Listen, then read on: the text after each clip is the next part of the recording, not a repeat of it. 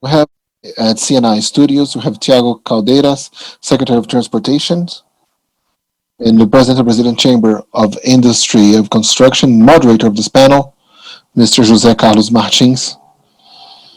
We have Ernesto Monteiro Flores of the Inter-American Development Bank, Olivier Girard, as a partner of Macro Logistics, and we have also international consulting in business. Well, returning to our activities today, dealing with infrastructure, we are live using the website Amazon+21.org, as well as the channels of YouTube, Twitter, and LinkedIn, among other communication platforms. The Amazon Plus 21 is an initiative of the Porto Velho Development Agency, the municipal government of Porto Velho, and the Federation of Industries of the state of Rondônia, together with the National Confederation of Industries, Edvaldo Lodge Institute. Sponsoring this forum, we have the government of the state of Rondônia, the Giral Power Plant, Energisa, ABDI, and Sebrae. We'll have another meeting on October the 14th, where we'll deal with issues regarding agriculture in the Amazon cities. Right before the Amazon Plus 21 forum that will take place between the 4th and 6th of November, fully online and free. Please be part of this initiative and come talk to us. Infrastructure and development and sustainable development of the Amazon, investments, reflections over the future. The needs for infrastructure of the Amazon region are countless, from basic sanitation, sewage, treated water, logistics, lighting, connectivity, health, and education, among others. A very rich region, considered the new frontier of the development of the country, has been forgotten for a long time, and the results are there. A low human development index, an income that's way below the other regions in the country, high costs due to the logistics inefficiencies, communication networks that is deficient, lack of energy, and investment. How to transform this region in the short run to generate income and jobs, and widen the mechanisms for protection of the forest, attract investments, and attract possibilities that the standing forest gives us. Well, those are the themes that Amazon Plus 21 Forum tries to bring to the dialogue with the government, productive sector, academia, funding institutions, and the civil society. To open this second panel, I pass the floor to the president of the Brazilian Chamber of Construction Companies and moderator, José Carlos Martins. Good morning to all of you. We're starting this afternoon the basic infrastructure challenges in technology, sanitation, logistics, and connectivity. We're totally invested on that, and I believe for the people who live in the Amazon and for all Brazilians, it's quite interesting to see how we discuss based on sustainability, especially with the technological infrastructure and infrastructure that respects the environment and all that. Let's go straight to our panel.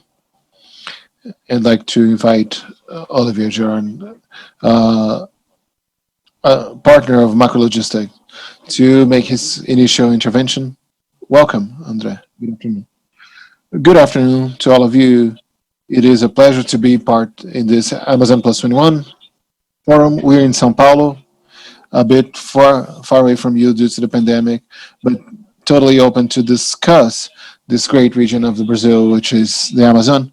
If you don't know me, I'm an associate of Macro Logistics, a company that has been dedicated a great deal of time to carry out projects and consulting in the area of infrastructure in the Amazon.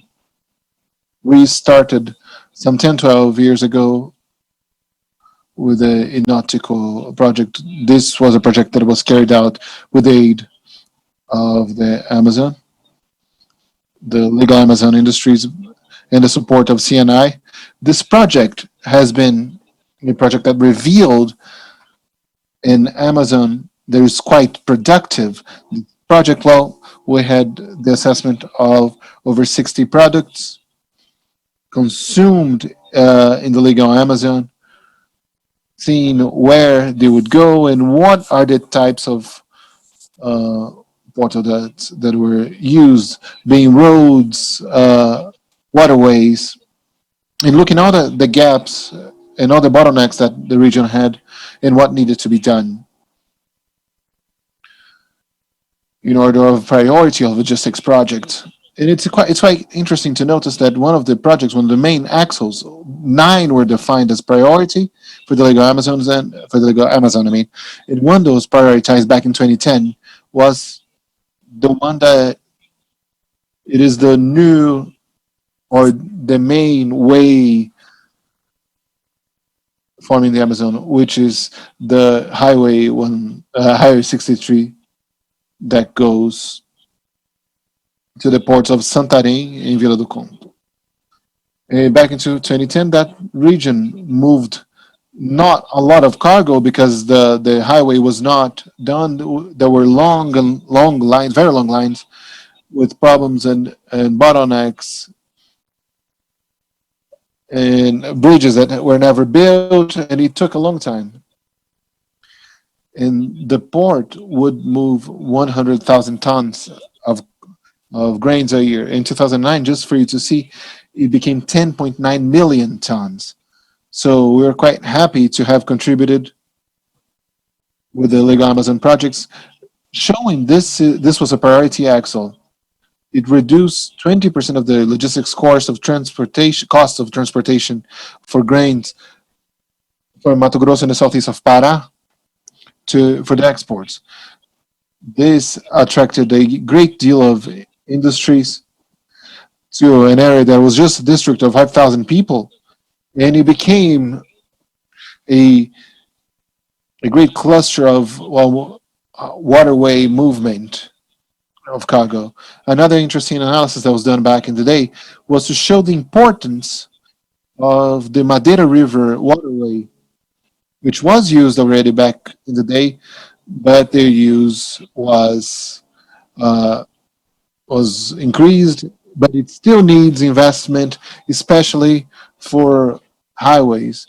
It is necessary to double the highway or to become 2 lane for you to reach with better efficient and lowest cost the waterways of Porto Velho, the waterway terminals, and then to reach Santarém and Vila do Conde as well.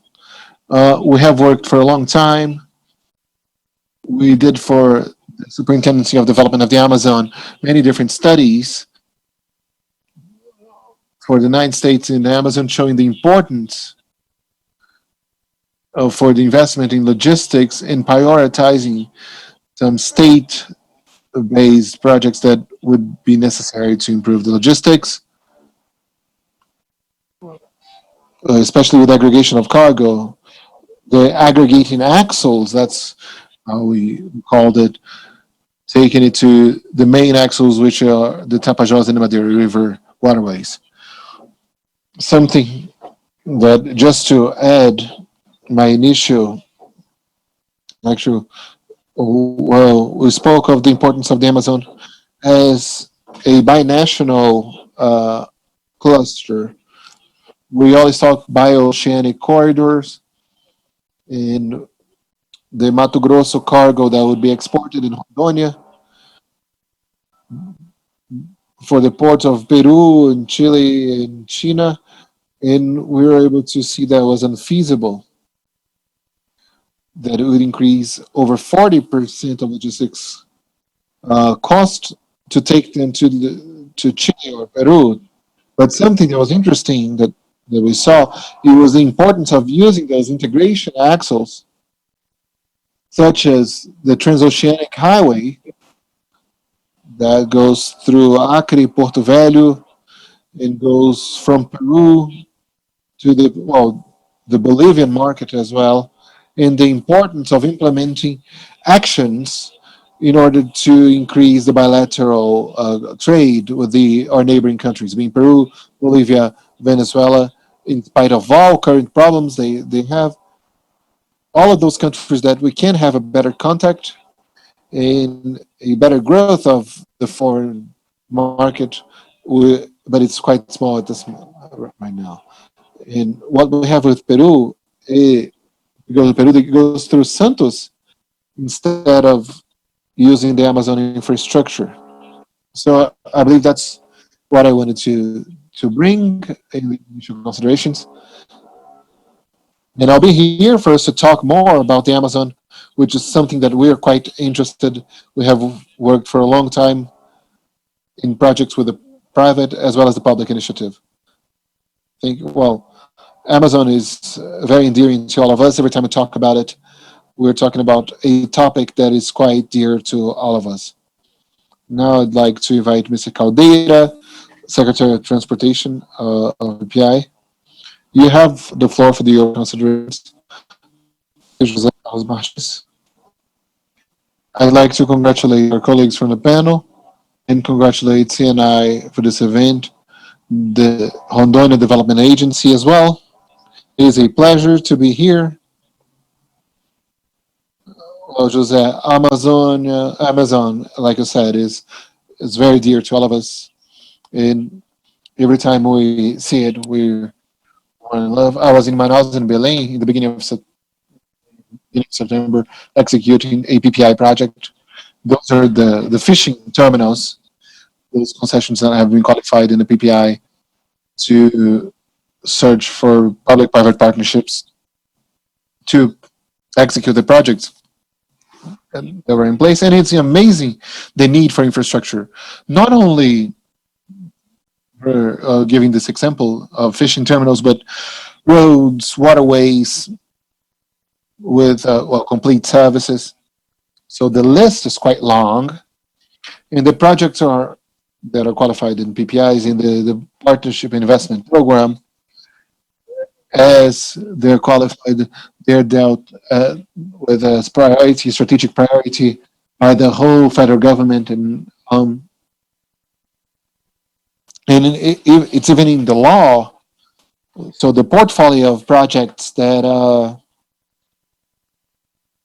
spread around the Amazon, it is a huge portfolio. So we have a list of airports, for instance. We have the sixth round of airports planned for the beginning of next year. It contemplates Porto Velho, Rio Branco, Cruzeiro do Sul, Boa Vista, Manaus, Tefé, Tabatinga, and others.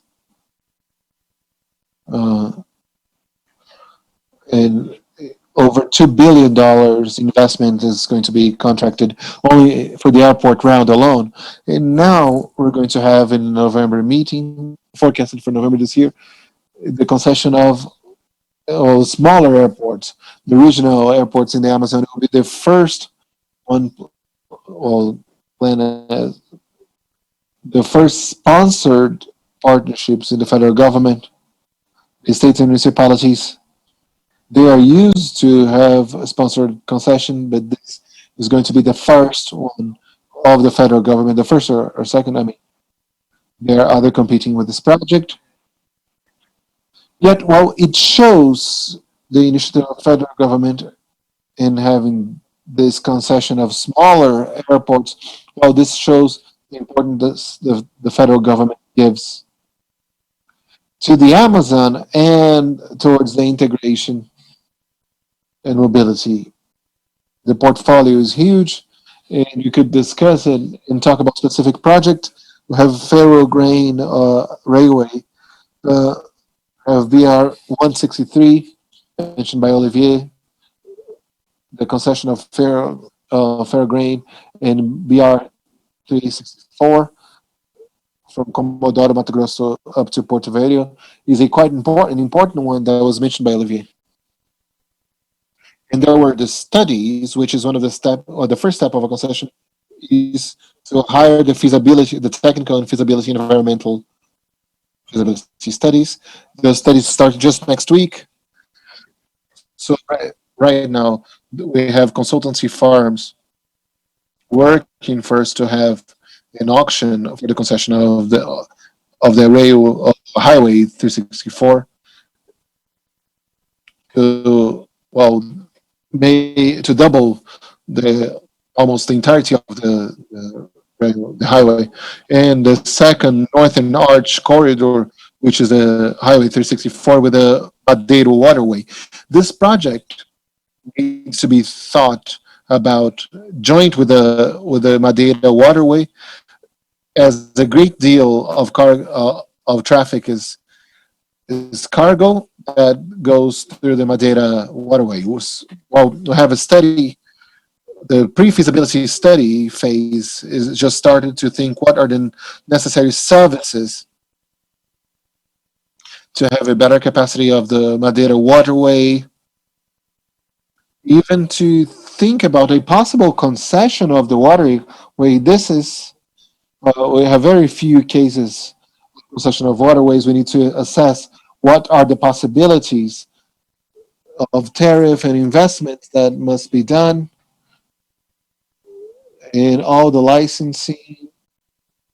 So different projects that the PPI has today to go around Amazon. Well, we along the transportation sector have studies of concession for sanitation that are owned by municipalities and shared with the states. And studies that are already done for the state, for a great deal of the state of Amapá and Acre, studies that are led by BNDES and the federal government, that needs a composition of decisions together with the local powers for the use of those concessions. They're quite important given the need of, well, treatment and delivery of drinking water as well as sewage. So many projects are on. So the PPI supports not only with their own team, with the federal government team, but also by hiring consultants. The PPI supports states and municipalities through a fund, so-called FEP, the Fund for Execution of Projects, that together with Caixa Econômica, Federal Bank, they are taking forward, and I'm available for us to discuss about that. Thank you, Tiago. It was quite good. I believe all of those initiatives are converging for us to transform the Amazon into what all Brazilians would like it to be, in everything that the world needs us. I now called our consultant from Interbe. Great to see you, Claudio. Good afternoon. Uh, Thank you. Good to see you, Carlos. First of all, I'd like to thank you for the invitation. Um, I'd like to thank the sponsors of this event and others, because as I see, it's a group of events, it's a set of events uh, that discusses the future of the Amazon in Amazon of the 21st century or century. I'd like to start with a small observation, that perhaps there's no region in a country that has the importance of the Amazon in the point of view of our global projection. For the good or for bad, I mean. So we, as Brazilians, we not only the inhabitants of the Amazon, but we Brazilians must be very careful, and we must have a process of curatorship, as what's saying nowadays about the region. We have a citizenship obligation in relation to this region, considering the importance of this region for the country and for the whole world. So I believe that's a fact. And I would say even more. I would say that considering the importance of this region to the world, that has always been relevant in the past 50, 60, 100 years.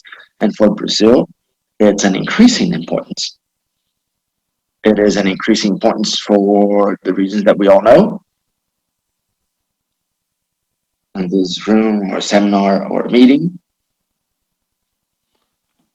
first of all, the climate change crisis came to stay. and that's an event of great importance, threatening the humanity. And some could be aesthetic. I'm not. I am 90. I'm together with the 99% of the scientists that believe that the climate crisis that the world is going through must be taken extremely serious, really because it threatens not only our way of living but also the civilization. And the second place is that the Amazon has that core role to reduce the impact or to mitigate the impact of the climate crisis in the world, but also this core role for the agriculture in our country, not only agriculture, but also for the water regime in relation to agriculture. It has a direct impact on the agriculture of the Southeast, Midwest, and also it affects the way of living in cities. So I just want to make this introduction to show and to demonstrate my perception over the importance of the Amazon region currently and for the following years and decades to come. This discussion is very important in this line and it must be replicated and must be deepened as well. The Amazon seems that it has two major challenges. The challenge of the human point of view in terms of the well-being of the society, the families, and the production, and also the huge environmental challenge. The region is where it has the unexploited potential, or partially explored, partially understood or comprehended. First, it is one of the major providers of environmental services, let's say, or maybe currently it is the main biome, which is the environmental service provider for the planet and for our own country. Maybe in the past, maybe it has been the Atlantic rainforest as a biome. But currently, I believe, and a lot of people believe, that Amazon is the central biome or the determining as an environmental service provider for our country, not only for the world, but first of all, above all, for our own country, I would say. And it must be paid for that. The region must have, or the biome and the region must have the environmental services correctly valued and correctly paid as well. The region needs these resources, and we're going to see that they have a huge demand over areas, infrastructure for the well-being of their population. First of all, it is the main environmental service provider, and this must be recognized, valued, and paid, let's say, for that. Second of all, it's the region that possibly has the largest, the greatest biodiversity of the planet. And in this line, there is a potential. I'm not going to say that it's endless, but it's all potential would have an end, but it's a huge potential in the biodiversity scope. We have to know how to explore it in an intelligent and sustainable fashion. Third, there's another huge potential that is not being exploited yet, that I would call it qualified tourism, high added value tourism.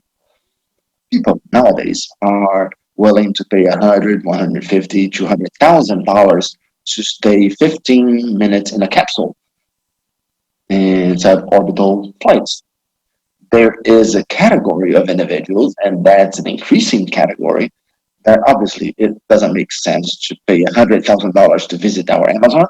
But of course, certainly, we need this high added value and qualified tourism to support the development of the region in a sustainable fashion. So I'm just giving examples of three dimensions where the region has comparative advantages that are uncomparable. You don't have another region. Well, we might have one region here, another there. People will visit Antarctica, which is a high cost tourism, very qualified. But I would say that the Amazon region has a set of attributes which could attract investments of sustainable base for the next years and decades as a provider of environmental services and also exploring sustainably biodiversity. besides the high added value tourism that I mentioned. So why aren't we there yet? What do we need to do? I believe that the starting point is that we would need something that must be fixed with society, government, different instances like the control agencies, with a mid and long term plan for the sustainable use of resources and creation of values. I don't believe that any piece of paper will make this transformation, no, but I do believe in planning.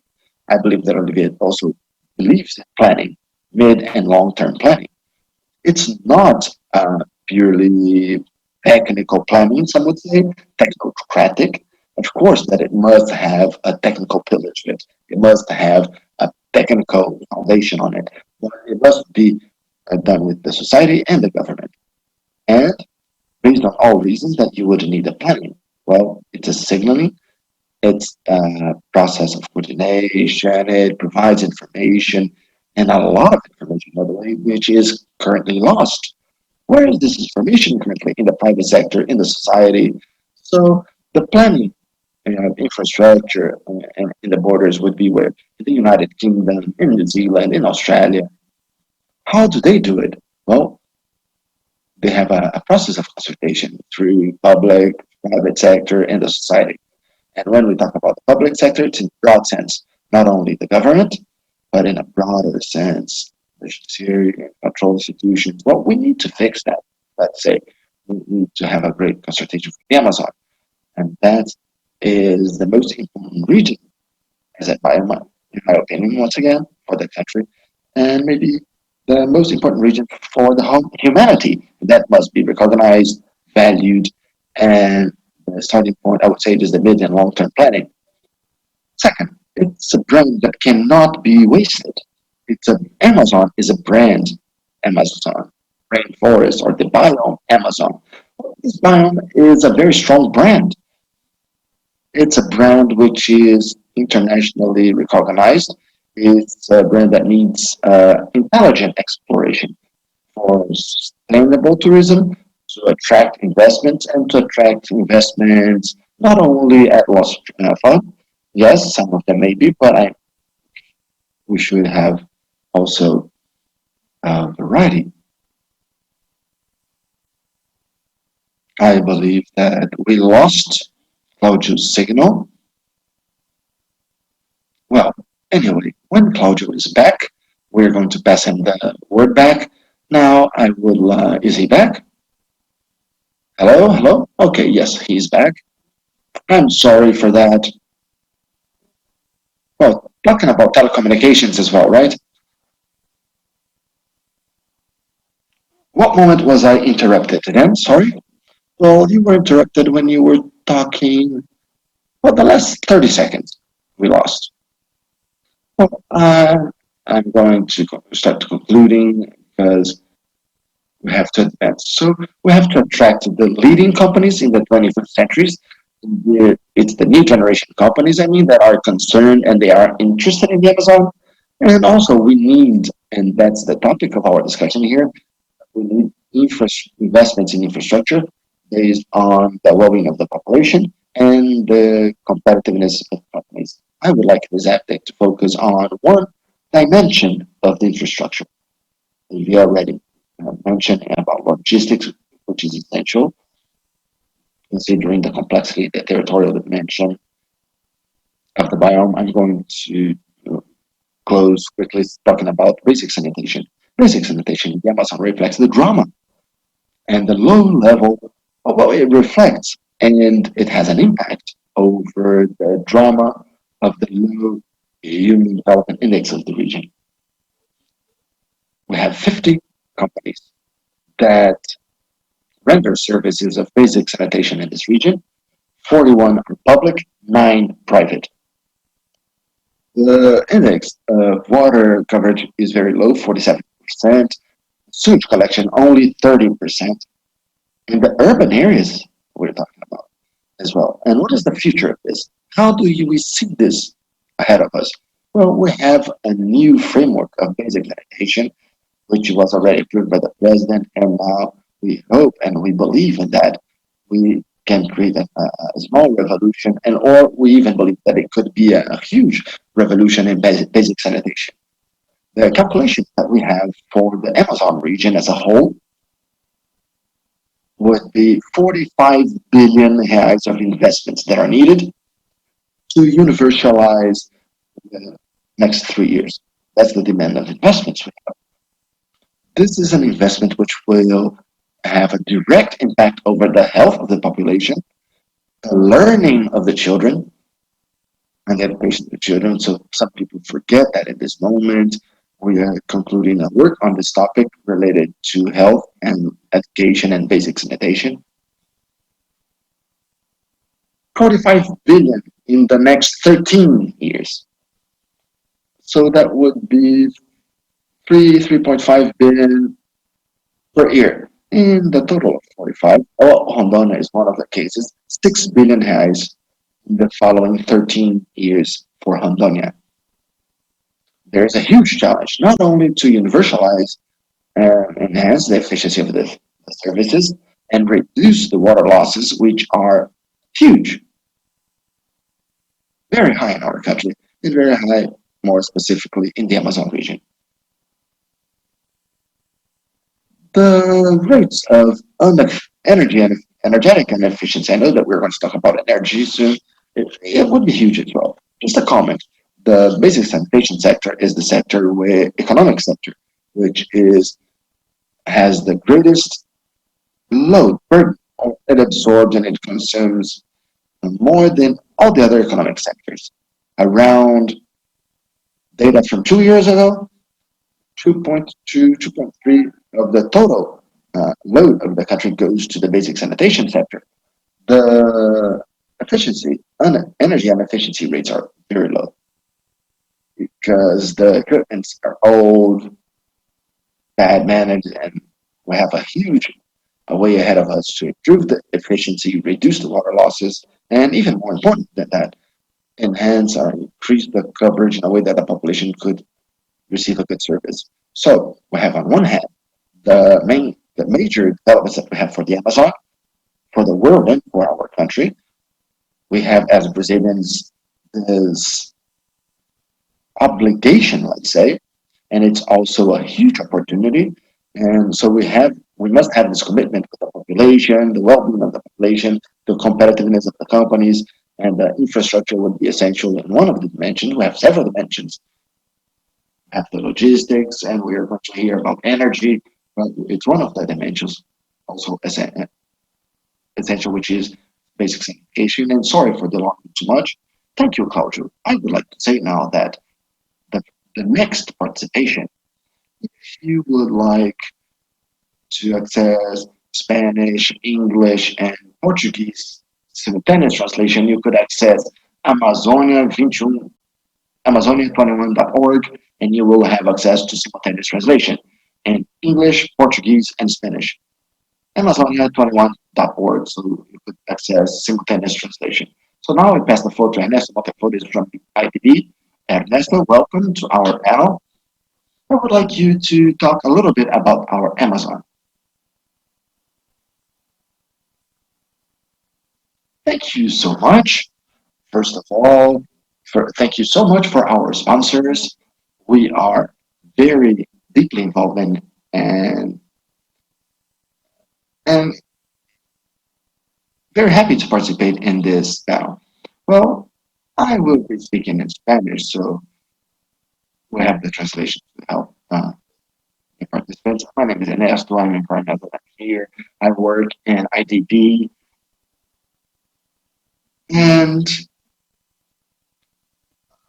I'm always in the private sector, but now I'm in the public sector developing transportation projects, and also generating initiatives in the transportation sector with sustainable measures.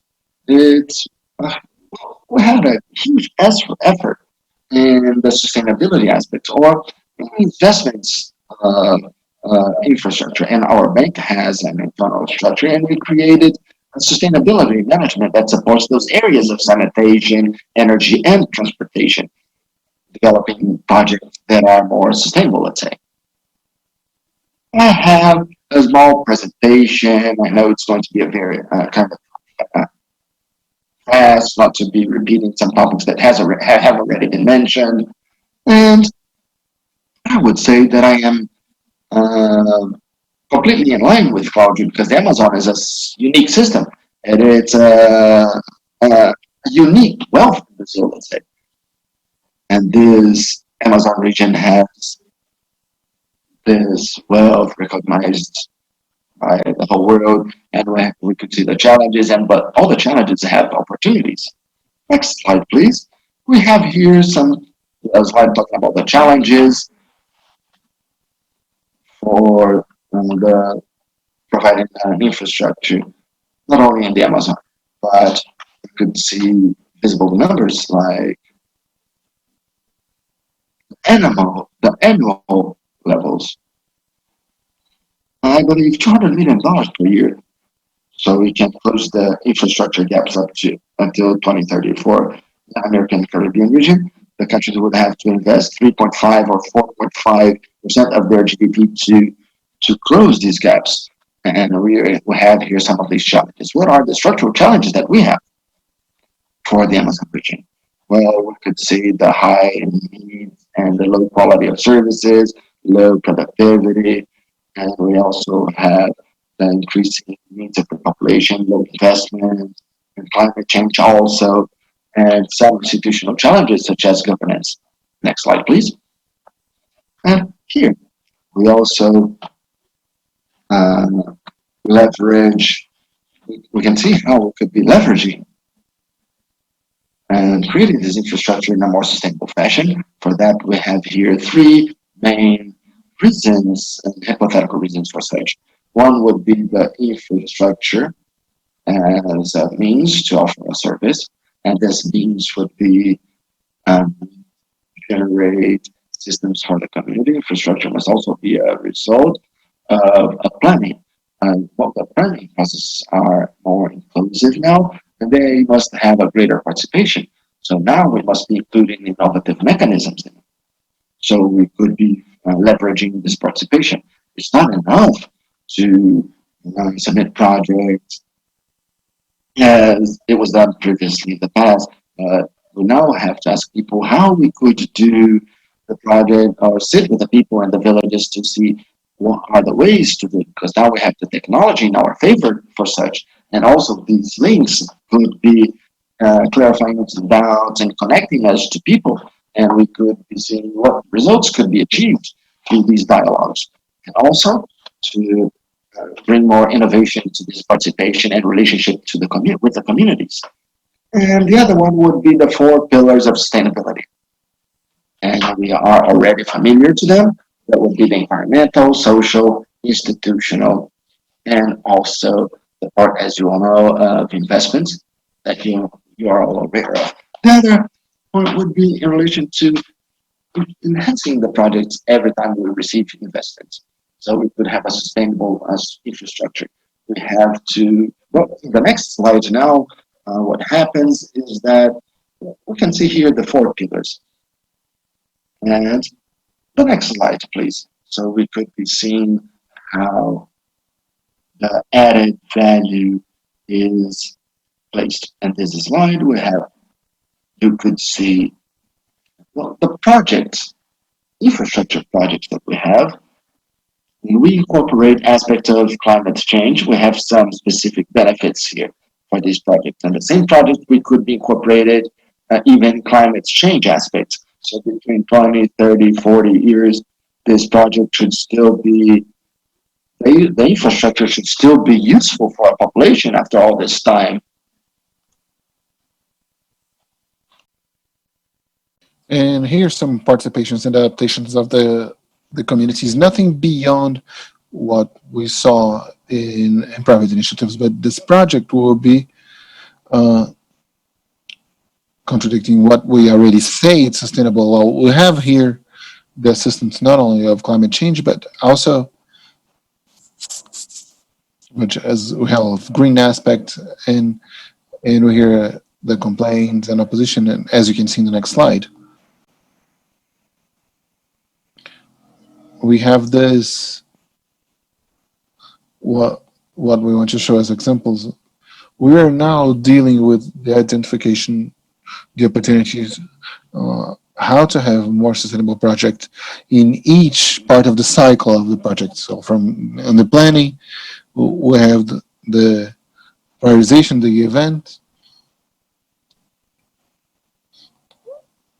would be technical corporations with lots of funds that we use to support the executors, and they're general, they're state based, and the ones that may uh, grant the increase in the projects. We have the review of this design to see if we find other ways to optimize it and to have it more efficient, such as the resources of the bank in this project will make it more efficient because we may may support those actions in order to obtain more participation and to be able to generate this cost reduction and present more offers. In the construction operations, well, we have a dialogue to be able to include the technology. And if we see in the next slide, we'll have technology towards the monitoring and to be able to control the projects. We must remember that we are convinced that the digital revolution has to be adopted, is here and should be adopted by Latin America. We live in some regions that, well, we are behind when we think about those trends in world level. We must make everybody be as digital as they can with regard to artificial intelligence and so on and so forth. What we have right now dealing with the government and supporting the construction is the use of a drone to be able to identify accidents or incidents.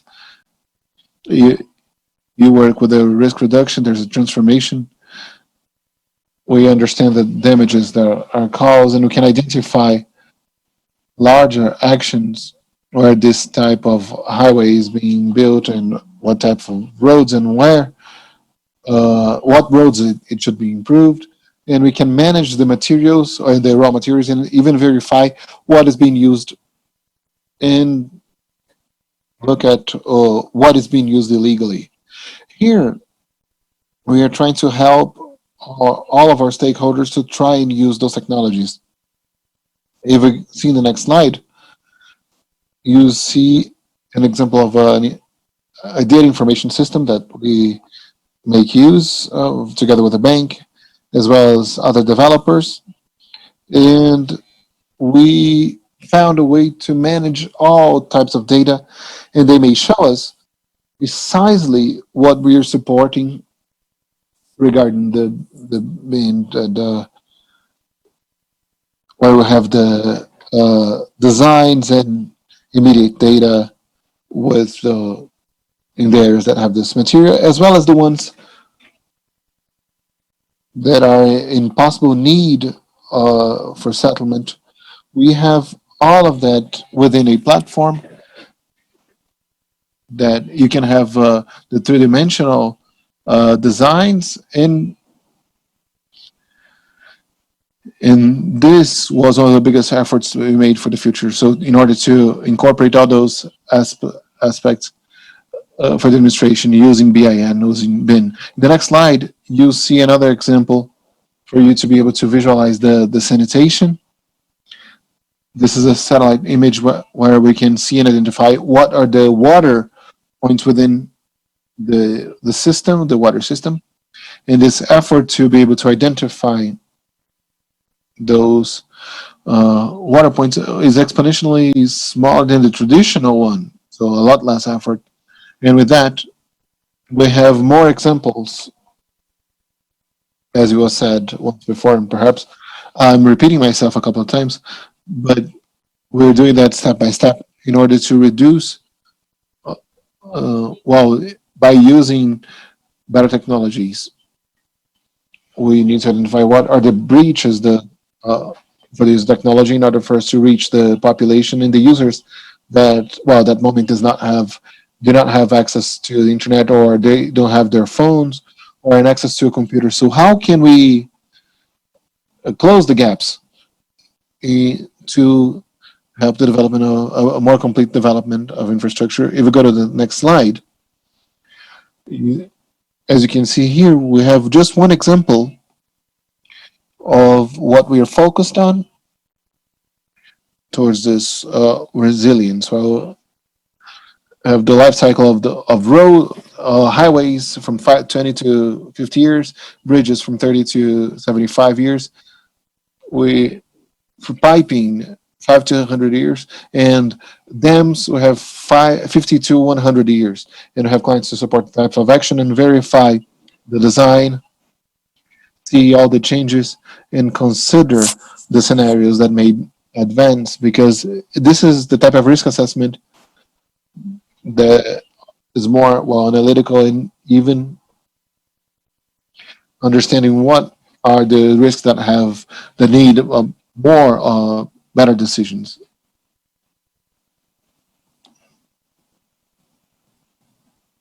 And here on this next slide, it shows the problems because we know there are global scale issues. And as it was said in the beginning of the presentation, and as Claudio mentioned when he talked about the Amazon, we see gaps in the infrastructure, and those gaps um, they deepen the other gaps in infrastructure. And in some occasions, well, when this infrastructure they are unsustainable, we need to go back to add to it, and we have to improve it and verify all the details.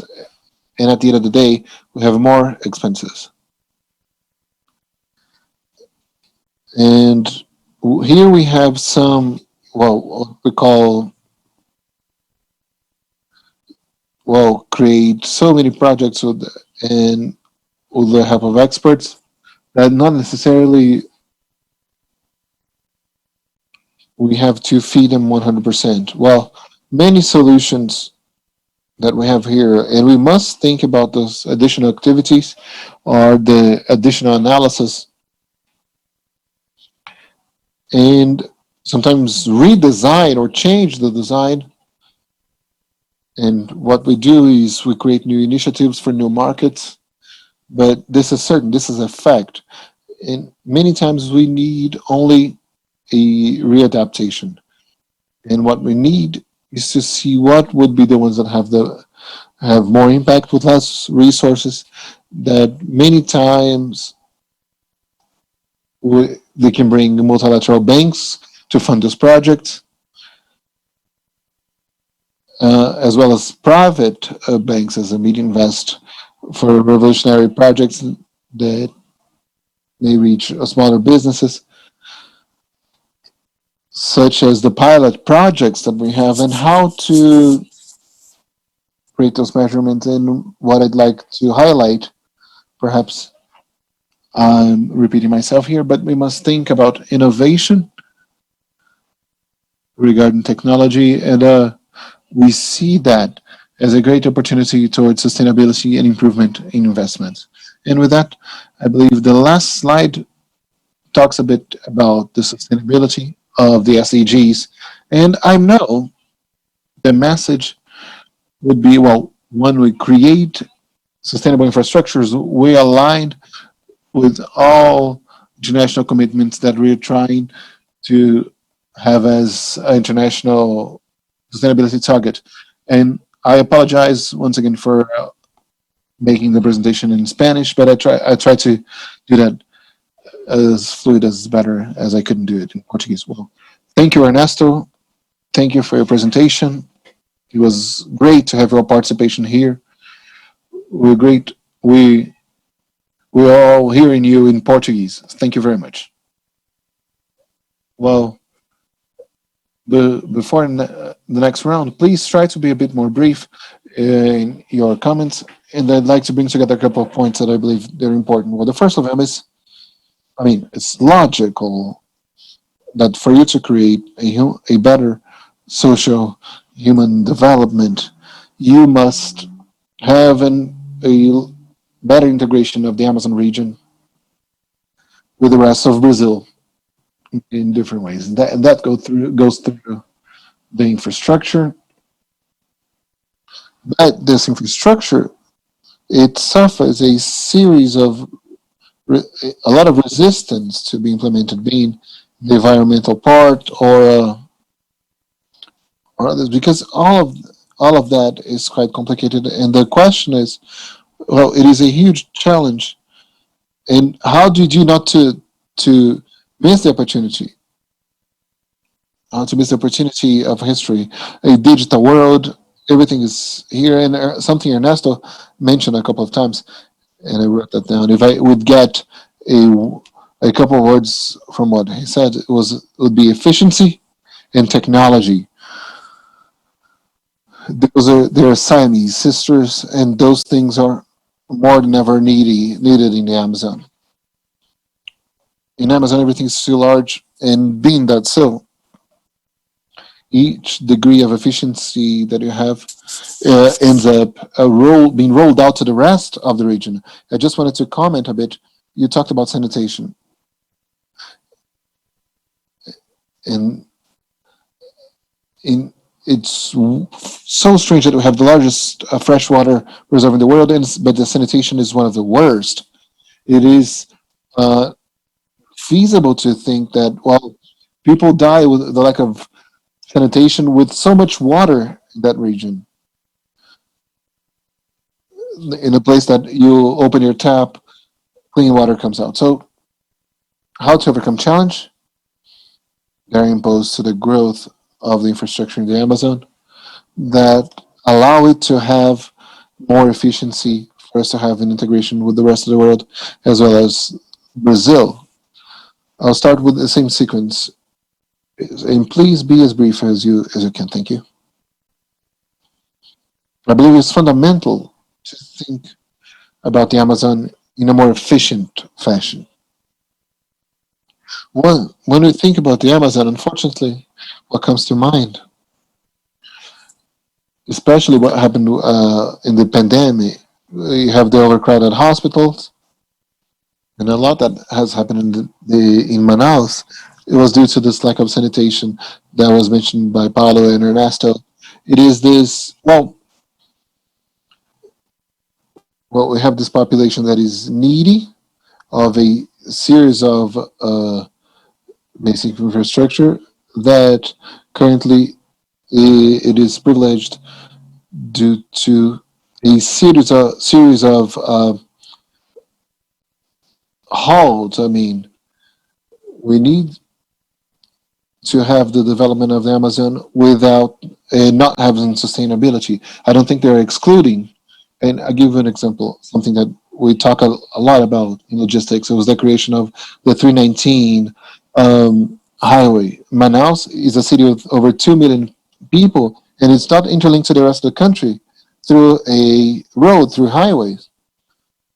And when you talk about pavement of the 319, uh, you have a series of gaps that prevent, most of them environmental, but not only, but prevent this integration from happening. This makes, well, everything is more expensive to take there. So this is fundamental, and I believe we should invest in this sustainability in this area for us to be able to bring development for the country. And quite recently, we created this large project where we could get the support of Fiero. Well, we tried to map what could be done to bring the development to the state of Rondônia and to bring new industries and in energy, in sanitation, and improve telecommunications for us to know if we can bring development. If we don't, what will happen will be this crazy deforestation because they need to live, and if we don't bring employment to where they are, they will create their own ways to do so in by using extractivism. Well, I'd like to say, just to talk along the lines, and how the government, how the PPI sees this macro planning for us to provide this degree of efficiency in the local economy for what was just mentioned not to happen. Well, uh, I'll mention with a concrete case of a project that we're leading, and I believe this reflects quite well, and it goes through what Claudio has mentioned um, about the need of having planning and have a better efficiency in the providing of infrastructure, and how much that reflects in the local development. And now I'll talk about the fishing terminal of Manaus. This is an area in the Black River, quite in a central area of Manaus, and it is the only place authorized officially for the unload of fisheries in Manaus. So starting 1 a.m. to 5 a.m., it is a market on top of the river. It is a huge pier. In turn, around 2,000 people. They unload all their fishing products, and there's a great trade that works every day in this area. This place is operated by the public administration, Ministry of Agriculture, Secretariat of Fishing, but there's no team, and it is not the business of the Ministry of Agriculture to operate this in Manaus. So the reality is that there is no maintenance, there is no uh, cleanliness, and the sanitary conditions are quite poor. So that there is no agricultural seal, and as a consequence of that, all fishing, all types of fish, while they have different varieties of that in a huge production, it cannot be commercialized to outside the state, not to the outside the state, not exported, much less, because there are no sanitary conditions for the delivery of that, and there are no basic items, like it's like there's no drinking water to wash the fish or to process it, and as a consequence, and it's so warm. If you know Manaus, you know how warm it is. Well, basically, there's no ice, and so you need to sell it quite fast. And we could see in place the feasibility, the technical, economical, environmental feasibility studies together with the fishery secretariat. We went there and verified that every day 25 tons of, well, fishing products are thrown in the river. So they go there and they need to sell it fast because there's no ice, no way to keep it, to store it. And what is not sold is just thrown away in the river. So there's environmental impact. The oils used by the boat, well, is just thrown in that very area of the river. So contamination, and as there are no sanitary conditions, there is a low cost fish because it cannot be sold out, and it's scarcity of infrastructure, and the problem in infrastructure problems. The competition is quite large because, well, the federal government created a warehouse. It spent 30 million reais. They have the cold stores and all that. Everything was invested there, and it's closed since 2009, right next to this terminal. So what happened? Well, the planning was to build that, do the planning, and not send it to anyone. Um, so we are trying to find solutions, looking for results and services for the concession of all of that, and to have someone to administer it. Uh, so uh, And in the beginning of the project, we had the people of tourism with us, and we could see the potential of that project as well. with this appeal to take the population to visit the place. Not only the population, the local population of that city, but I could have an experience that was fantastic. It's wonderful when you see it. Besides the sanitation conditions, it's wonderful to experience the intensity of the beginning, the life of that, of the variety of nature, the fish, the river. So imagine the touristic potential of it. And when we started investigating it, we could see it's very common, this market in other countries. The fishing market would be a visitation center, touristic center in other countries. People go there and we have restaurants, or the cuisine demonstrations, we have a set of services aggregated to it or added. So we are developing this project, conducting the project, and it had a economic infrastructure connotation, but now with the PPI, social, environmental, and everything together. So it is something which, well, trying to answer you, Jose Carlos, we wanted to bring efficiency because it's a public asset, it's a public good. So we are going to have a concession of use of a public good. So with obligations to provide the services, and that and the population needs those services. Right, Jacob, right, Bob? Uh, Public sector and the private sector, we have to say. You have the planning for the public sector aligned to the efficiency of the private sector's management, and that's very clear in it. So, Claudio, how can you do the people go there and invest there not, and be sure that nobody's going to there and create problems? How can we bring security and certainty to them? And I would like you to mention more about it. How can we attract good capital? Those that want to have results or of investments with responsibility, right? So how can we do, how can we make this become effectively an ingredient that would bring development in so everybody could win? What Chaco just said is impressive. We can see everything everywhere. I throw fish in the river. 25 tons, I was calculating. 100,000 people could be fed with that. That people could have protein with that food, but it's going into the river with lack of sanitation controls. Yes, how can we solve this problem, Claudio, huh?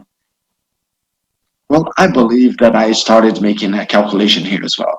A quick calculation. I estimated, maybe I'm wrong, but based on what had been said here, well, if you throw it into the river as a trash, let's say 15, 20 million reais per year. Very rough calculation, possibly more than that. That's what we throw away. That's the waste we put into the rivers. And I believe that is an outstanding example, and it demonstrates to us two things. The first thing, planning is fundamental. But if we do not have the governance, we are going nowhere. We need a good governance. You have just highlighted that, well, before anything, we have a massive lack of governance over the public investments. The resources were invested and nothing was done. Nothing. The management was not done properly, or the investments were not managed properly. We needed to attract the private operators and regulatory framework, minimally reasonable, and you would need a good management. A good governance normally is associated to a good management, and inversely, bad management is associated to a bad governance. So I believe that the starting point for us is to think that besides the planning that we have already mentioned and suggested, the mid and long term planning, we need good governance structures so we could ensure good management of excellence. And the region does need that. But now, when we talk about good governance, there are some important things behind it. And I believe that's what Jose Carlos wanted somehow to Bushmen and tease me, right, Jose Carlos? Well, we need more legal security, legal certainty. Unfortunately, when the level of legal uncertainty is very low, it's very difficult for you to attract investors that are looking at a mid and a long term with good quality. Well, some investors that could be managing this security, and that's not what we want. Second place, regulatory predictability. In infrastructure areas in general, in some segments, sectors such as basic sanitation, the regulation is highly important. One of the reasons that we have bad reasons in sanitation, basic sanitation in our country, one of the reasons for that, not the only one, but one of the reasons, is the bad regulation quality. And the other one is the fragility of governance of public companies or institutions. Unfortunately, our account and the public account come with the public data. A part of the increase of tariffs of those public companies are being transferred to the salary of the workers and not to expand the investments. The new regulatory framework approved this year, already approved by the president, we hope that the situation changes and we bring more competitiveness to the sector. The private sector could be more decisive, and the contracts must be of better quality, and the governance of those investments must also be of better quality. So, Jose Carlos, when we talk about Amazon aspects, but not only Amazon, but part of the Amazon, the starting point is let's improve the governance over investments. So then, consequently, we can improve and enhance the quality of management. I believe that the example that was brought here by Thiago is excellent. We had investments done, and they are there not being used. The basic, well, we are not lacking the resources. We have a warehouse, we have this and that, but what are we lacking? A better governance of those resources and unite the parts. And for that, it's not enough only the public power on its own, I mean the government and the PPI. What we have to involve the judiciary. We have to ensure that everybody is on the same boat. The judiciary, the control agencies, the public prosecutor's office, in a way that this should be a bid, in this case, public, that is perfectly adjusted, giving security to the investors. I mean, legal security, legal certainty, in a way that we could be attracting first level investors. And Thiago, when you were talking, I immediately came to my mind the fish market in Tokyo, which is outstanding and attracts millions and millions of tourists. I was there. The first thing when I got there, you are already touched with the crazy jet lag. 1 a.m. in the morning, I was there walking around in the fish market, Tokyo's fish market. It is an event. The auction, the tuna auction is another event. But comparing the Tokyo fish market and Manaus fish market, well, Manaus fish market has something which is more attractive, which is the variety, the biodiversity or the biovariety in the Amazon case. We could have the fish market, which is simultaneously important for the population, attracting tourism from all over the world, qualified tourism, high added value tourism, and gastronomic center. And this could be an intelligent way of creating jobs, generating income, attracting investments, and doing that in a multiplying fashion. You go to Manaus not only to see the Opera House theater or the rubber cycle. Well, you go there to see something extremely typical of our Amazon in relation to biodiversity. And in the case of aquaculture, which is unique in the world, you cannot see that in many places of the world. Maybe there isn't another place in the planet with such biodiversity. So what are we lacking? We're lacking a consultation of the authorities with the civil society, with the entrepreneurs that are interested, the stakeholders, so this could become a reality. Well, Thiago, I wish you all the best luck. I am, as a citizen, I am hoping to have an anchor investment of this new economy for Manaus and the new economy of the Amazon region. So this could be highlighting what could be done with the goodwill, planning, a good governance, and good quality management to attract tourists and foreigners. Well, that is only an idea inspired in what Thiago has said. Claudio, when you talked about governance and public investments, I remember that you had gave me the honor to do a work on paralyzed work in Brazil, construction in Brazil, and the impact. And I remember of those that we could list, not all, but the ones that we could list, there was an investment initial values or contractual values of around 2010 to 2013, 70 billion reais, and we were missing 40 billion to finish it. And that was just sitting there and not bringing results and outcomes to the society. So it would be much better to do it less and perform the operation that Thiago just mentioned, I believe. So we have it's another lots of examples in Brazil that we have to correct.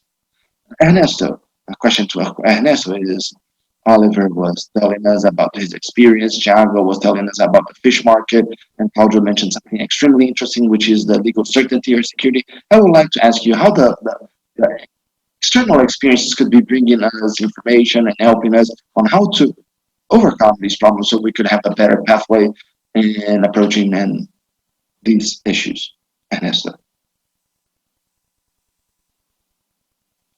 Well, I would like to share an experience that the bank believes very successful in the expansion of the Panama Canal. Maybe 20 years ago, we had started having problems of water availability. The rest of the basin was deforested, and the water was going straight to the lake. And there was so much water that we had to open the dams. And during the gates of the dam, the lake that had to store this water did not have water enough. And the Panama Canal had to limit the excess of those ships and the weight of the ships. So that was seen as a difficult condition for the Panama Canal. And one of the technical solutions found was, well, let's create another dam, another canal. So people went to the bank, they came to the bank, and another solution of the bank was, well, why not? Why not split the basin? Well, in this basin, we have millions and millions of hectares and millions and millions of people, several economic activities, and it's not our jurisdiction as well. So the experience that we had was to develop a long-term project to treat the basin and the bay, and we started with the ownership titles of the land, so we could start gaining the trust of the people, right? And this program gave the opportunity for people to be known, and other consultations were done to see what kind of additional activities could be done in that bay or basin. So if the producer in the basin was saying that you could not be producing in that land because this water should be going to the Panama Canal, but the producer could say, well, that's not my fault. Well, so that's why we created possibilities of work, and we talked to economists, and we also thought about other activities that could be more profitable for those people living in that area. Aspects of capacity building, support, a little bit of basic infrastructure as well, water and sanitation, and enhance the rural pathways, the roads. And the private sector started to structure.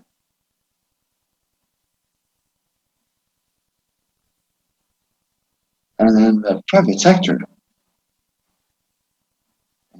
was investing in part, the Panama Canal was investing in the part, but the producer could not wait for that. They needed to investments within 6 months. So it was a very complex financial scheme, but it worked out in the end.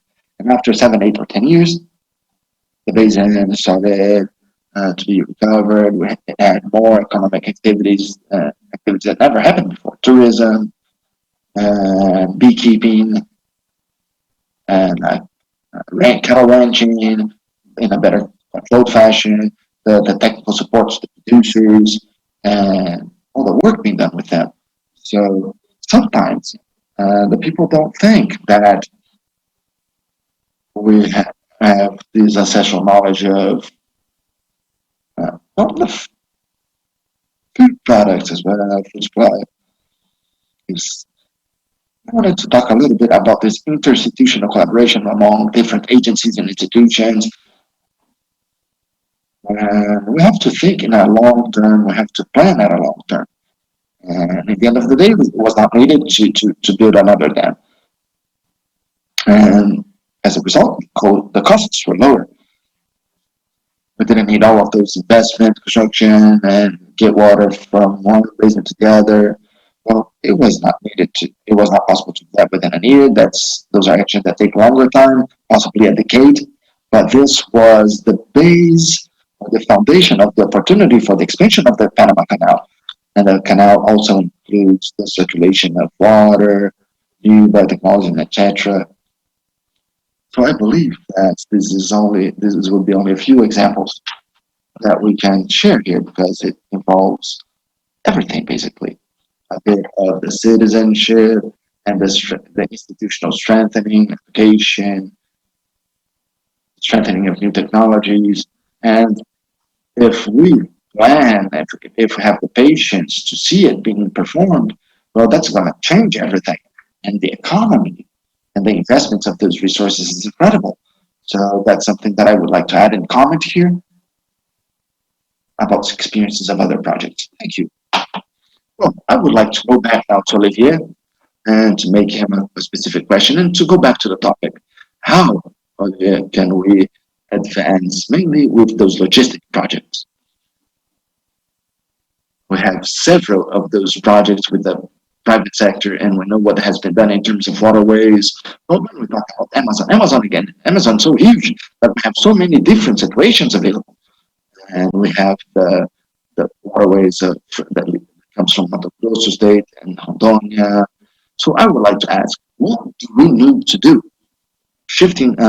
Moving away from the box, out of the box now, being more bold, is that we need to be quick, efficient. We need a result. So what should be done for us to get the Brazilians and the world as our partners to advance with this? So Olivier, you know so much about this. Well, I believe that we have already been doing a lot, and I have to say, and greet Jago and the team of the federal government because in the last 2 or 3 years we have evolved a lot in terms of railway logistics, the railway that we are now building and about to build, much more than the previous 30 years. And that certainly is a very significant victory. And we also need to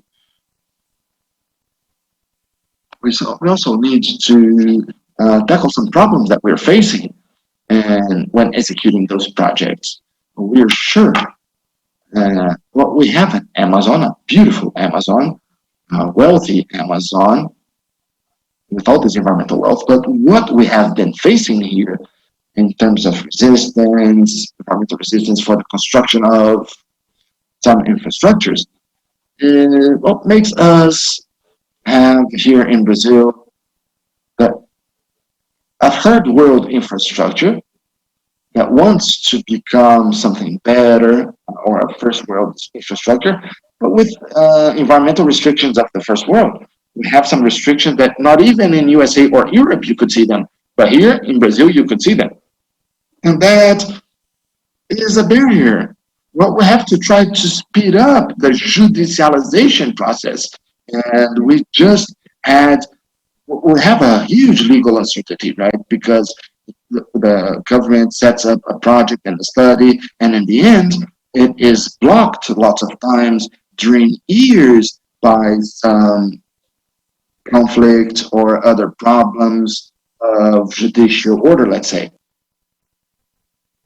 And that has gotten, the legal certainty has gotten to the way of the development of studies. But we see there are things going forward Uh, as I have mentioned, the highway of Tapajós and Highway 163.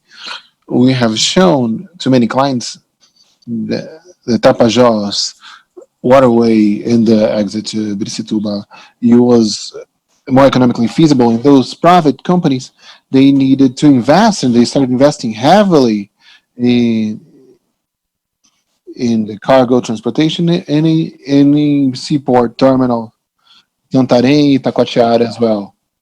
Uh, and what was done as private investment was not able to get to have the same speed in the public part. How long did we expect the 163 to be paved? And after its pavement, it's taken very long for us to have a concession of this highway because it was built for many years and the maintenance has been quite tiny. I mean, or badly done.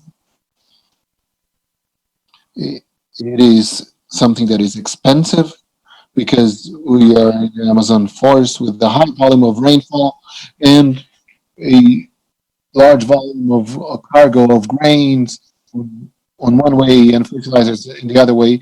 And and we don't have a concessionaire that could do this maintenance or would at least get it to a better condition. We see other cases. For instance, Highway 319, we've been talking about it for 20, 30 years that we talk about the paving of that road. And you see that block of 100 kilometers in the middle that will never leave the paper. And we try to solve to answer everything environmentally, but the project never leaves the paper. It's not easy. I understand it's not easy, but if you give the boost, and what I believe the public power should do is not get in the way, because the private sector has invested quite well into the development of infrastructure, but a great deal of infrastructure depends on the push of the public sector. We must guarantee this push is given. Once again, I congratulate the people of PPI, the Ministry of Infrastructure, especially in behalf of Minister Tarcísio, who is who's doing an amazing job in the past 2.5 years. He's he's been in office and he's doing an amazing job. So we see a change in infrastructure not only in the Amazon but in Brazil as a whole. So let's try and see if we can boost some projects that are fundamental for Brazil, and among them, I would mention, well, for the Amazon, for the grain railway Ferrogrão, make it leave the paper, the BR 319, as it is fundamental, something that we have not talked about a lot, but talking a bit about the energy infrastructure, we have one state in the country that is totally isolated by thermoelectric plants because the lines do not get there. The state of Roraima, we have an indigenous reservation between Manaus and Boa Vista. That, well, you can't have the electricity lines to pass, so you spend a lot with thermoelectric plants with everything that thermoelectrics have as environmentally bad, and there are trucks that from 6 o'clock at night you don't have any trucks in the highway anymore, and this gets into the way of trade, everything that we could have in Roraima and perhaps in the future with Venezuela leaving the chaos there right now to have something with Venezuela and the Caribbean countries. All of that needs to be taken into consideration.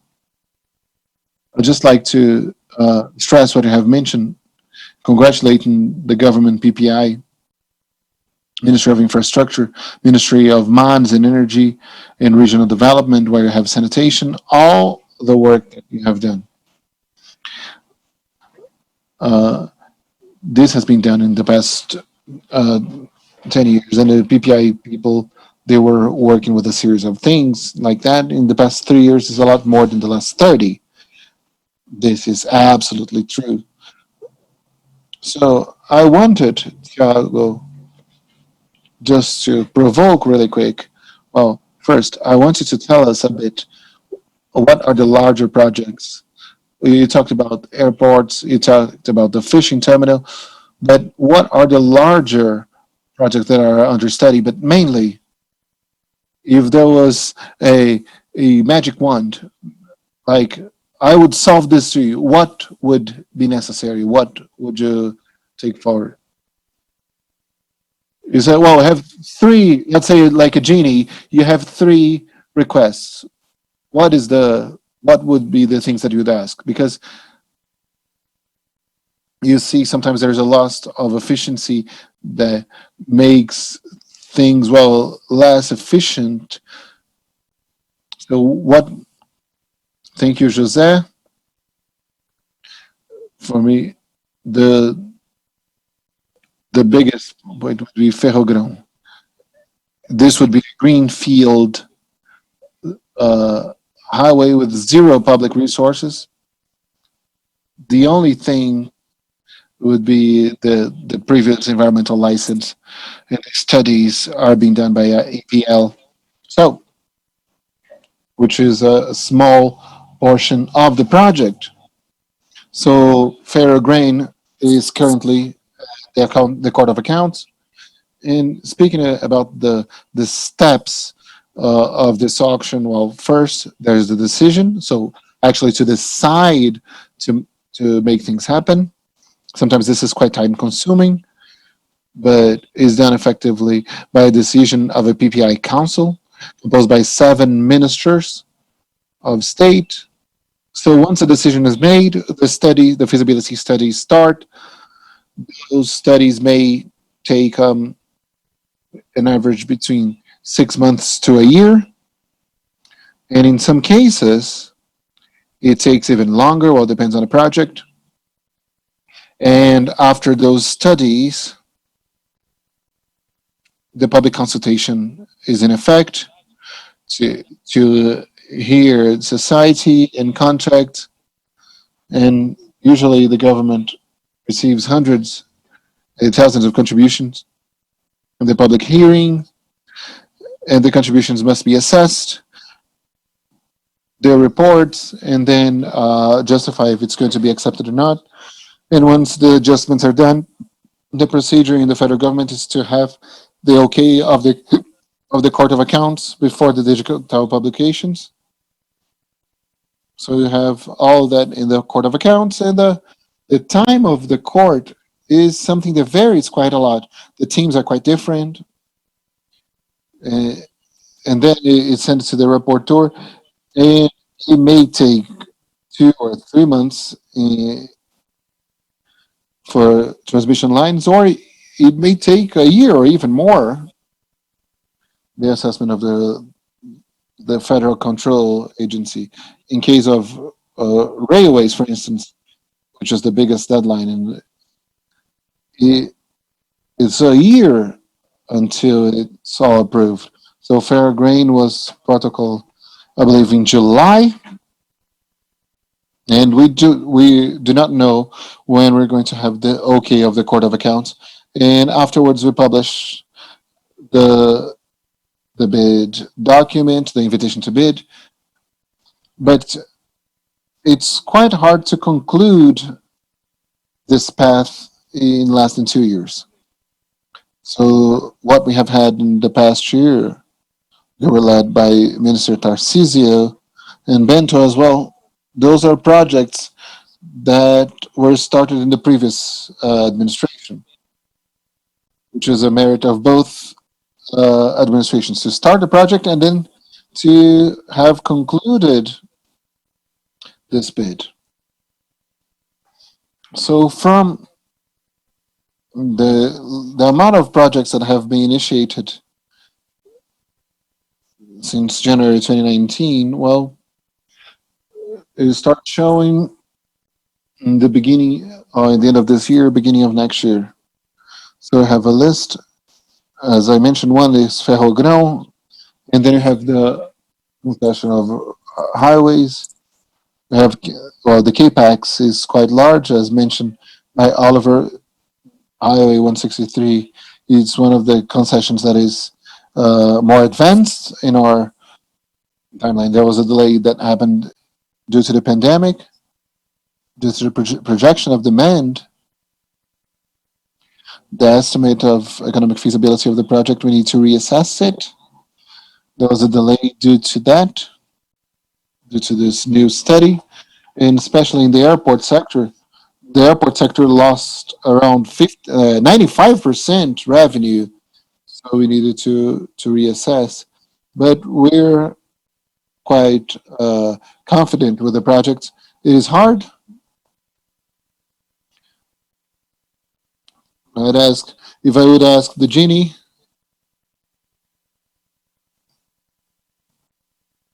Well, we have two needs in the structuring of those public auctions, the concessions. In my view, one is a deficit, a bureaucratic deficit, and the capacity of the government to execute this larger volume.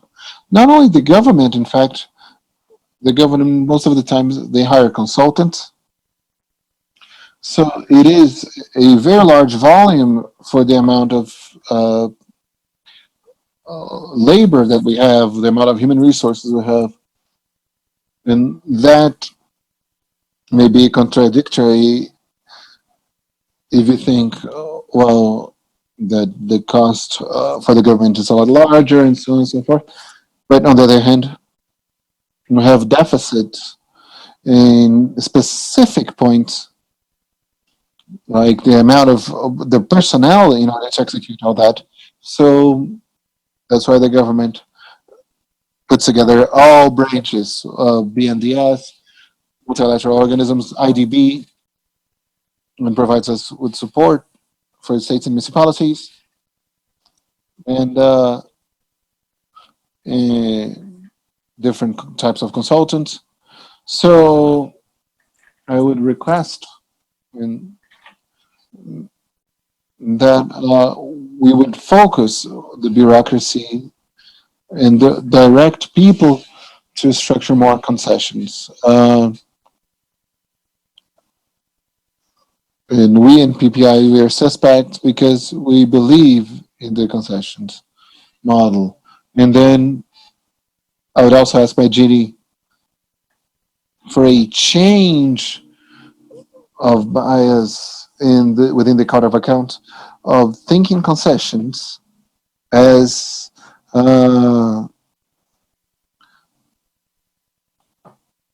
something that would generate the correct incentives for the provision of services, and not to think concessions as a public work, because the bias in the court is to assess in the feasibility studies as if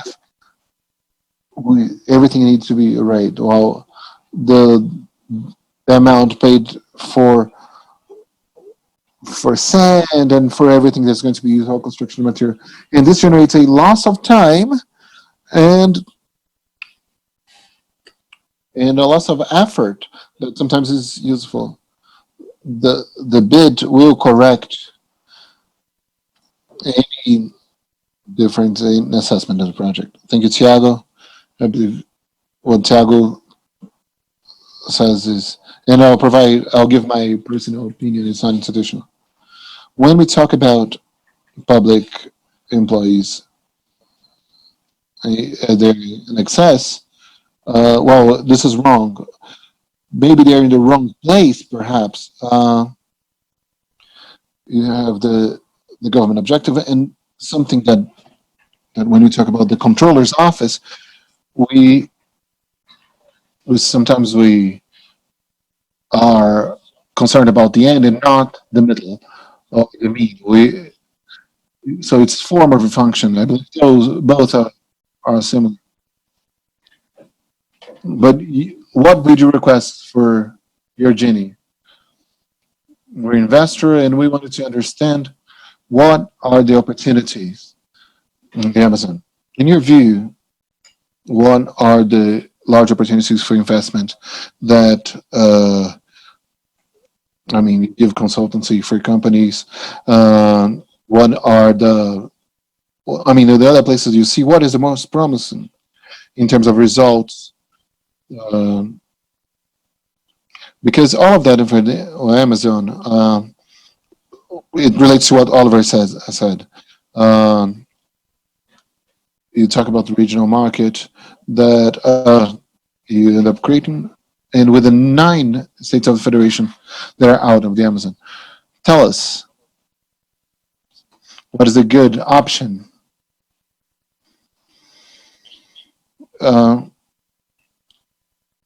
it depends on the type of investor, but it is demand of investment towards the well-being of the population, a population that is not historically well serviced.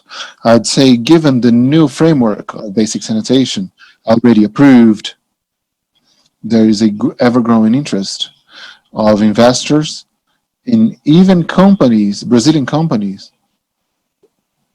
in the basic sanitation sector, but they are, let's say, the sector of concessions in basic sanitation. So I believe the first place, or the first thing I would say is this is a region that is not well serviced in basic sanitation, and there is a new framework, legal framework approved, and you have the potential of expansion and scope or a scope that expands quite fast, and improvement of quality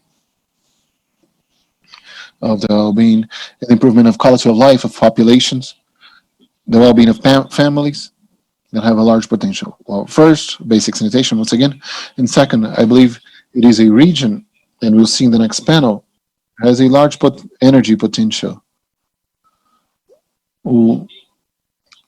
especially in the new terms.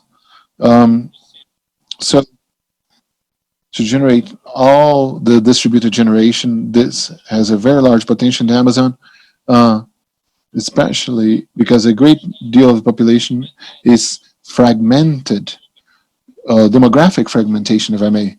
And at the same time, you hear in the past year, in the last 5, 6 years, a steep decrease in the growth of the costs of the material. So this is a second area. I believe all the distributed generation area in renewable basis has a great potential on how to explore it. And we think about distributed of well energy. You think about the Northeast, because where you have the solar and wind power have a large potential, where a great deal of investment has been directed. But we don't think a lot about the Amazon region in spite of its potential. And the third, and Olivier already mentioned it, I believe there is a repressed demand of integration investment, domestic integration, in this integration with our neighbors. So when you leave Peru and you go to Acre, and you leave a highway, a Class A roadway, and you go to Acre, it's quite sad. If you have done that, it is very, very sad. Not only the quality of the road is terrible, and the number of accidents is quite larger, but it is such a huge contrast between the Peruvian margin and the Brazilian one. That is, feel like we're being punched in the stomach, honestly, just a way for us Brazilians saying. So there is a repressed demand of investments in infrastructure that integrates this region. And I'd like right now to use, by what Olivier said, and Tiago has already mentioned, the road 163. Some effort of infrastructure to conclude the pavement. Well, for example, December last year, Minister Tarcísio worked really hard, but in this moment, considering the aggressiveness coming from the climate, the asphalt is not behaving so well, let's say. So the deterioration is quick, being that the volume of load of cargo is huge because of the climate challenges are huge. It's a very aggressive climate, and we don't have a way to repave that in concrete that could have a longer durability. So what do we need to do right now? And that is a concrete proposal, a projective proposal that effectively would attract investors. Concessions, but with all respect, not of 10 years, but 30 years. A concession of 10 years will not attract even asphalt producers. We already made a quick calculation and it doesn't sustain. And there is a reason to reduce the period of concession based on ferrogrão. I mentioned that previously. So the concession must be of 30 years. The concession must be regular. And this road could be a model of sustainability. So let's have 30-year concessions and let's demand from those that win the concession sustainability model in road transportation. And when we obtain that, if ferrogrão is still feasible, let's do it. But under our calculations, ferrogrão project is not feasible, economically feasible, compared to Highway 363. If it's the concession is of 30 years, and the projection, or if we have a third road, not a duplication, you don't need to have a duplication, but the construction of a third road within a project of sustainability base based on sustainable development for the region.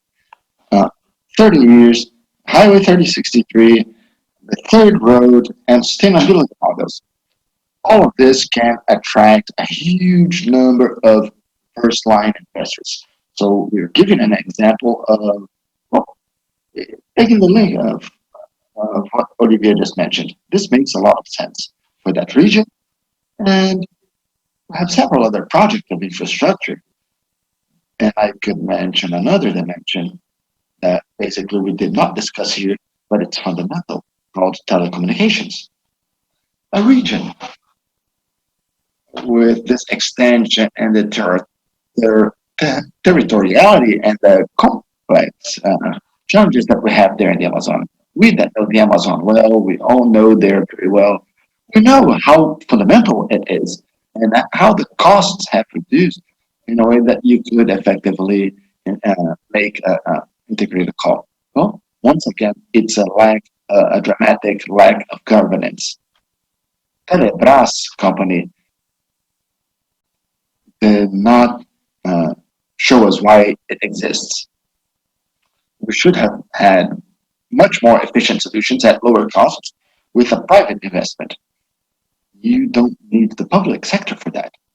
Once again, Olivia, taking advantage of the hook of what you said, as you have a regulatory framework or a legal framework that would give legal certainty, or a regulatory framework that would reduce the regulatory unpredictability, and a plan that would guide us for the next 20, 30 years would attract lots of private investors. That's our experience that we have, a daily experiences that we have. So once again, we are not lacking investors nor resources. We are not lacking competent people. We can see here in this panel that Brazil, it's not a fan issue, right? Different from that, but certainly it's not a problem of human capital in our country. We have competent people in the government and out of the government. We have several of them. So what are we lacking then? What we're lacking: legal security or certainty, regulatory predictability, an articulation with the government, private sector, and civil society, better consultation in favor of sustainable development in the specific case for the Amazon region. I do not know if I answered properly you, José Carlos, but I can assure you that the region has a set of attributes capable of attracting private investors for enhancing the life quality of the population. Give an example of the basic sanitation, but also the example of telecommunications. In it to ensure a greater competitiveness to companies, in the regional integration, and in integration with our neighbors as well. It's true, Venezuela is going through difficult moments, difficult times, but they're going to overcome it.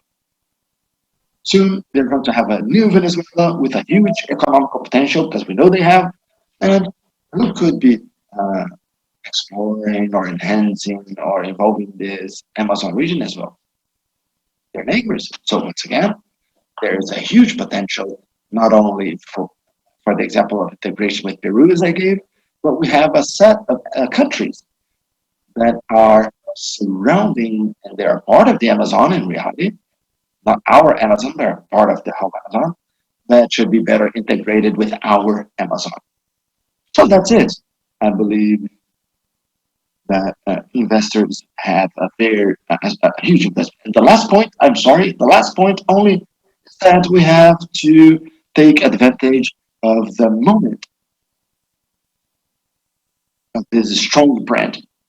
It is discussed, it is always on the media, so we have to get this lemon. Yes, it's a lemon, and we have to make it turn into a lemonade for the population, for our country, for the society, let's say, of the Amazon. Thank you, Claudio. Thank you very much for your wonderful words and remarks. I would like to ask Ernesto, and we are now approaching the end. It was a very quick session, a quick 2 hours.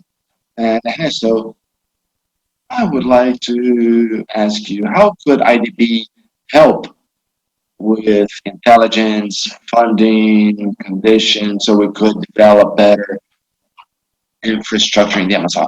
And as also, those that are interested, how should they proceed to come closer to multilateral banks, mainly IDB, that has a great partnership with the Brazilian government? So what we could do to effectively strengthen and make the results happen?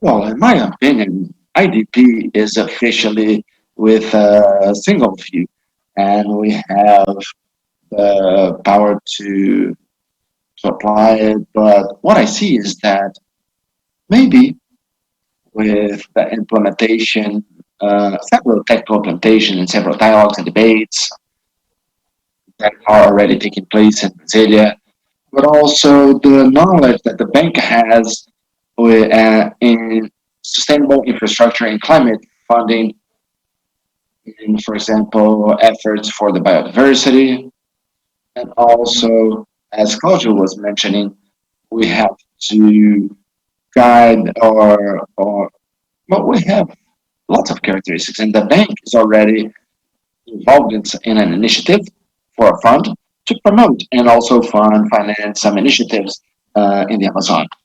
And with that view of sustainability, then I was listening to Claudio, right? That was talking about the highway 363 that could become self-sustainable. And I would also like to support these kind of proposals. And we could have a specific tool for this kind of highways. Lots of elements that could be involved and could be also organized for some specific purposes, and also to enhance the project. I believe that the first action would be initially to talk to the government and also with the public entities to identify what are the areas where the bank could be participating and helping. And I believe that in those areas of sustainability and also in infrastructure, we also are starting this partnership, and we are also conceptualizing a kind of a program to develop it to give this kind of support. So I believe that, yeah, we could also leverage those ideas and create some measures like some technical cooperation and credit lines, loans, and we have several possibilities. And we have to think for with a better dialogue on all those points. Okay, and how could the people access?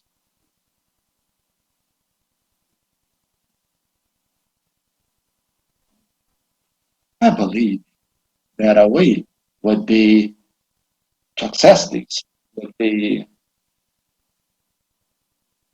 the a portfolio that we have in IDB